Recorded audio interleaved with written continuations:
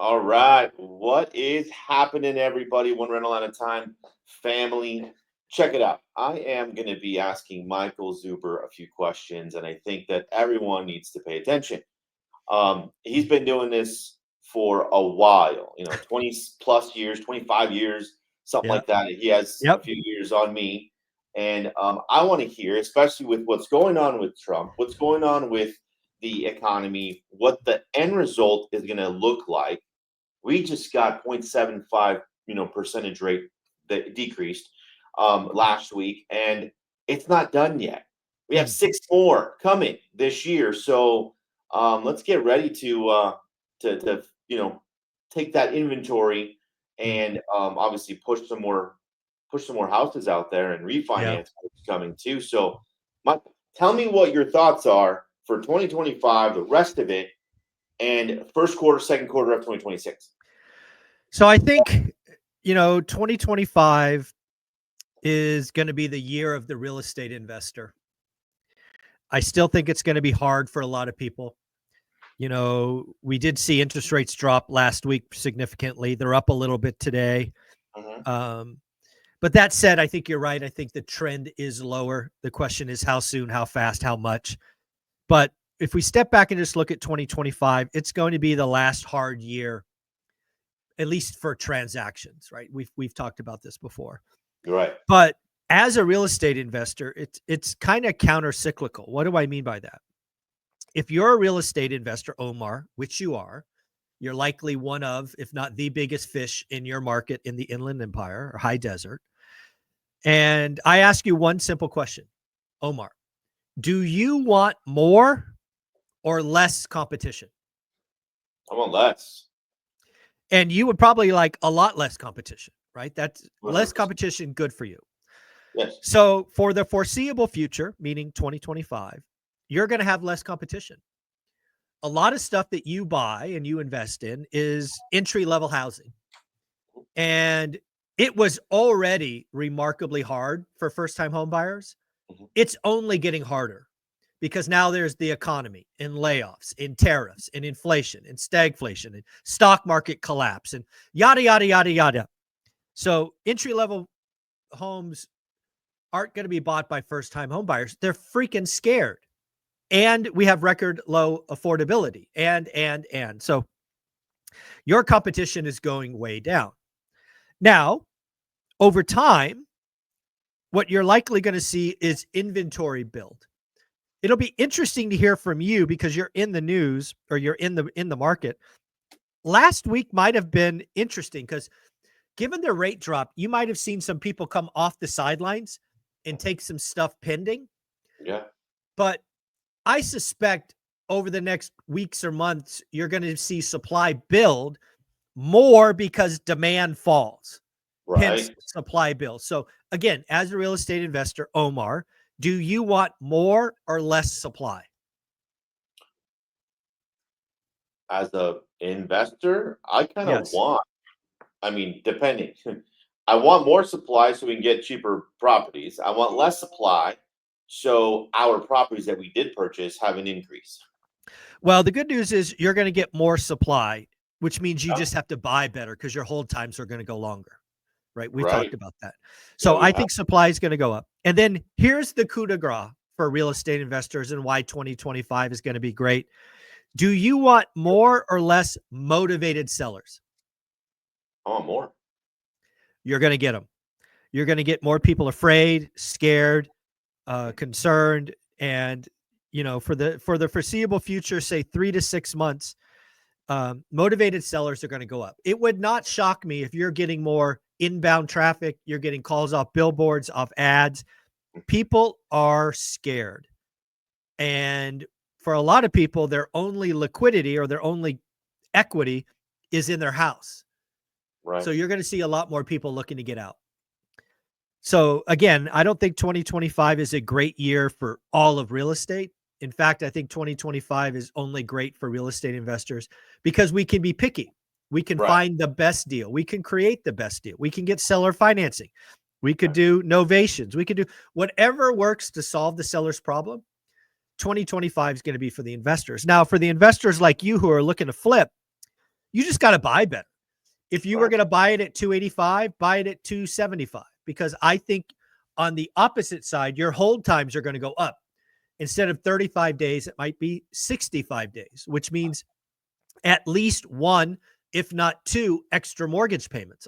So if you just go into this buying a little bit better, 2025 is going to be amazing. Frankly, 2025 might be better than 24 and 23 because you're going to be able to cherry pick the best of the best deals. That makes sense. Okay. All right. All Yeah. right. So So if go ahead. now let's go to interest rates. Okay. The market right now is pricing in 4 rate cuts. Larry Fink, I think he's the president of BlackRock, I believe. It might be Blackstone, but I think it's Blackstone, I guess. Anyway, one of those, maybe BlackRock. He's out saying that the Fed is not only not going to cut 4 times, but the Fed might be forced to raise rates in 2025 because of tariffs in the economy, in inflation. So I don't think there's any certainty on rates going crazy lower in 25. I do think that happens in 26. I think 2026 is the year of lower rates. It's the time coming out of a recession. I think a recession in 2025 is very likely, right? I think Q2 is going to be a disaster. I think Q3 might not be much better. So I think 2025 is a tough year. You got to watch your P's and Q's. You got to watch your cash. You don't want to go bankrupt.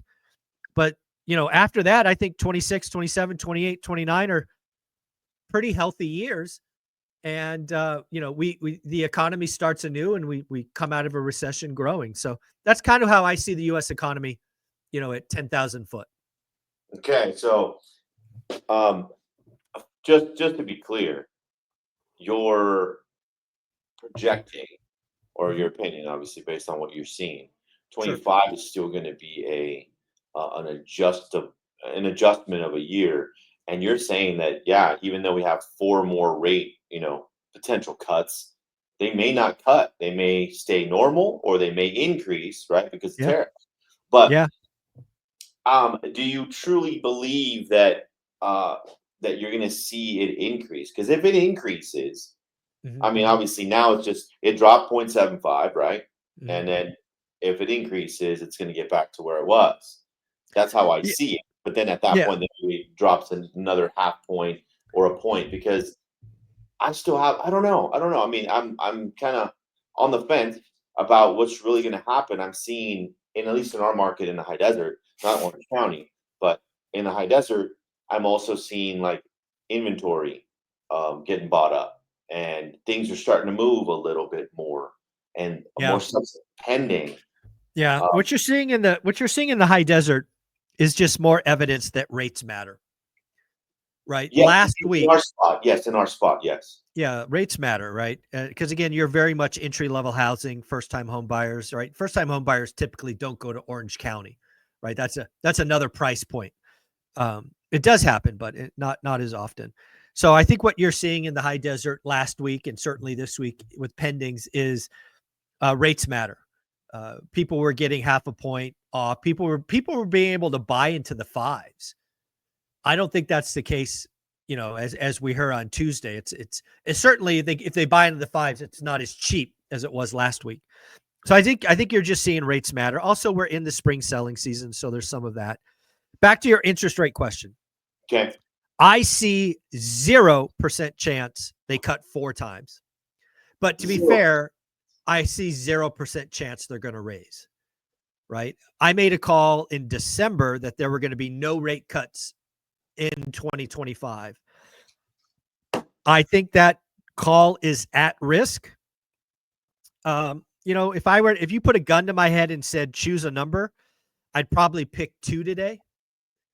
I do see the economy weakening, but I also see the threat of inflation. I think stagflation is a real ugly possibility, but I think the job market might be weak enough come October, November, December Uh-huh. that the Fed is forced to cut. I don't think they're going to cut in the summer. I think there's a lot of people that think May, right? There's a Fed meeting in May. I think there's a lot of people pricing in a May rate cut, and I can't see it. Others are pricing in a June rate cut. And I'm like, Maybe, but is the job market going to really weaken that much by June? I don't think so. So I will admit that my call for 0 is looking a lot shakier than it did 2 months ago. Okay. But I think 4 or 5 rate cuts is pure hopium, in my opinion. All right, can I be a hopium? Yeah, of course you can. Of course you can.